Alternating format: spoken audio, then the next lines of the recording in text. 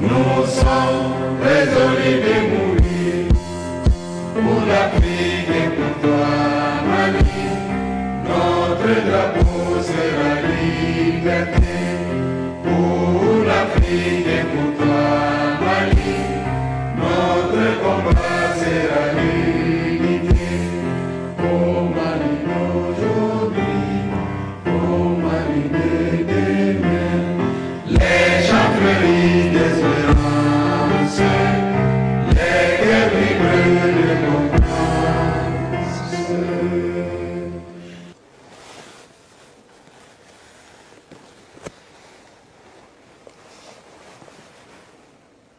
Officiers, sous-officiers, militaires d'Iran, chers compatriotes, 20 janvier 1961, 20 janvier 2021, notre armée nationale a aujourd'hui 60 ans. Elle a été voulue et forgée par le père de la nation malienne, feu le président Modibo Keïta, que son âme repose en paix. Même avant la date officielle de notre accession à la souveraineté nationale, Modibo Keïta ne s'y trompait pas. Il savait que seul l'outil de défense nationale pouvait garantir notre indépendance en tant que pays, notre souveraineté en tant que nation et notre intégrité en tant que territoire. C'est donc ainsi que notre armée est née, de manière volontariste, avec peu de moyens, mais avec beaucoup de foi. En cet instant solennel, je suis fier, à mon nom et en votre nom, de saluer Modibo Keïta et les hommes de mission et de décision dont l'engagement a permis la cohésion de notre outil de défense. En particulier, le général Abdoulaye Soumaré, les colonels Pinana Drabo, Kiletri Drabo, Sékou Traoré, le commandant Balakone et les civils Oumar Ly et Mahamadou Diarra. Oui, c'est de là que sont parties nos forces armées, nées avec la République et ont grandi avec elle. Elles ont traversé beaucoup d'épreuves. Elles se sont construites en s'adaptant constamment aux besoins de défense, de sécurité et de développement du pays. Et cela, de génération en génération, par des hommes et des femmes qui ont choisi d'exercer l'un des plus beaux métiers, celui des armes, pour servir la patrie au prix de leur vie, la servir avec abnégation, dévouement et fidélité. Pareil sens du devoir et du sacrifice nous oblige. Nous devons gratitude et respect aux soldats, ceux en activité ou à la retraite, disparus, des forces armées maliennes pour avoir tout au long de l'histoire répondu dignement à cet appel de la patrie. Officiers, sous-officiers, militaires d'Iran, chers compatriotes, vous le savez, la commémoration du 20 janvier, fête de l'armée, n'est pas un simple rituel. Il est bien plus. Il est un appel à la mobilisation, au devoir de servir et de protéger le pays. Il est un appel à l'unité, au rassemblement de tous les citoyens autour de nos forces armées. Cette alliance sacrée est d'autant plus salutaire que le 100e anniversaire de l'armée nationale s'inscrit dans un contexte particulièrement éprouvant pour notre pays qui est en guerre depuis bientôt 10 ans. Une guerre coûteuse en vie humaine, en ressources financières et en opportunités de développement. Chaque jour apporte son lot de tristesse et de deuil avec les attaques terroristes répétées contre nos populations, nos troupes et nos partenaires. Sans parler de la douloureuse et dramatique parenthèse des tensions communautaires au centre du pays. Le tout sur fond de crises institutionnelles récurrentes depuis une décennie. Et comment ne pas évoquer ici la grave pandémie de la Covid-19, qui est un autre front de combat pour le Mali et pour le monde. Je voudrais, en cet instant, renouveler la gratitude de notre pays envers la communauté internationale dont les armées sont à nos côtés et dont les soldats risquent leur vie pour la libération de notre pays. Je m'inclinais ensuite très respectueusement devant la mémoire des dignes soldats du Mali et des pays amis tombés sur le champ de l'honneur.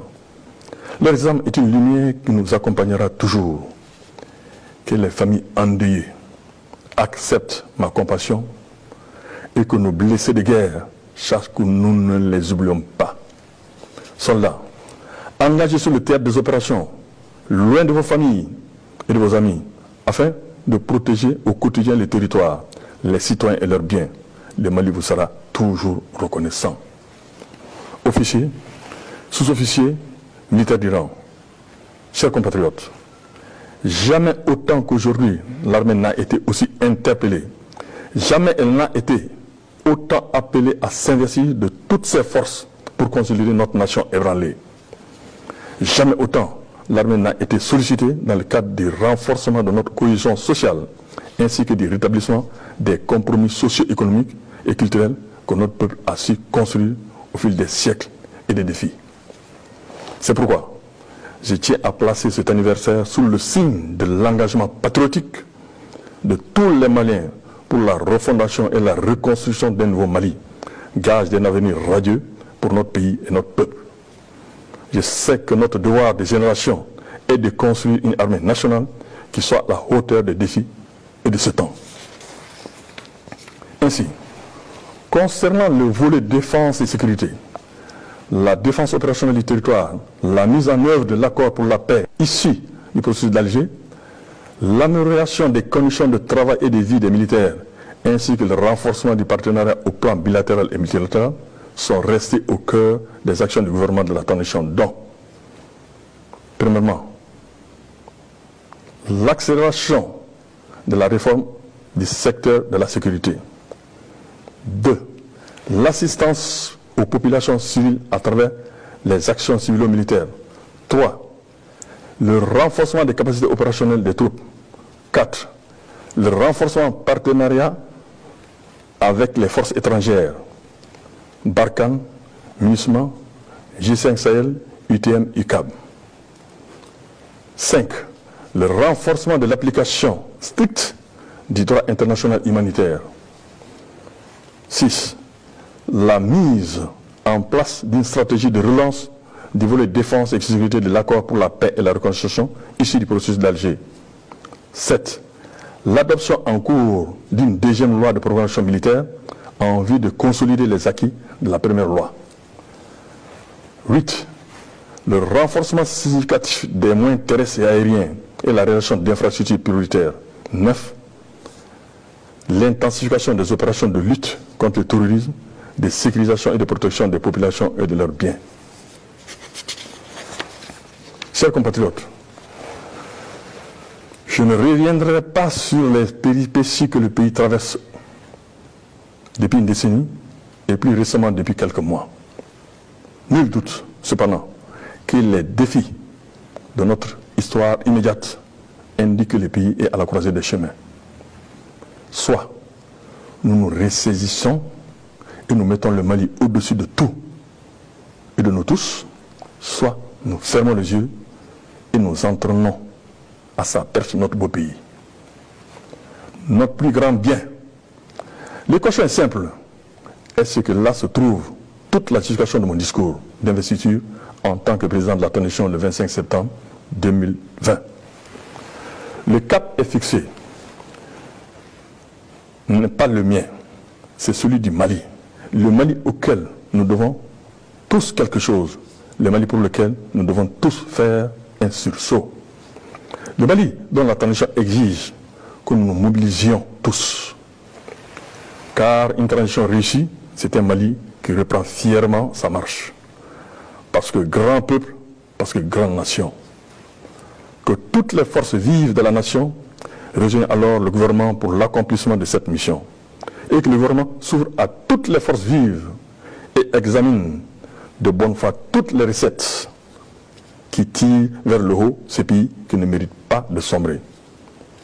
Je n'oublie pas l'impératif qui est devenu la lutte contre la corruption et l'impunité. L'argent dépensé pour l'armée, pour la défense et la sécurité des populations sera justifiée au centime près. Les lois de programmation militaire seront contrôlées, leurs leçons tirées et les responsabilités situées. Je souhaite de nouveau inviter nos forces armées au strict respect des lois de la République et des droits de l'homme.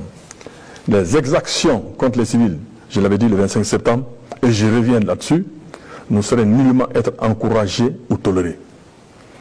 Car une armée nationale qui gagne est forcément une armée qui bénéficie de la confiance et de la complicité des civils vivant sous les théâtres d'opération.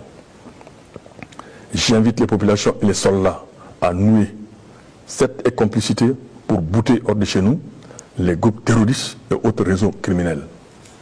Enfin, je voudrais terminer sur cette note d'espoir. J'ai foi en ce pays qui marche vers son destin et qui a tout pour être un pays de progrès, de paix et de prospérité partagée. Nous pouvons rendre le Mali aussi plus grand qu'il fut. Et nous devons le faire sans plus attendre, ici et maintenant. De chacun de nous et de nous tous, travaillons à cela. Travaillons à ce que nos cœurs vibrent de confiance. Vive les forces armées maliennes, que Dieu bénisse le Mali.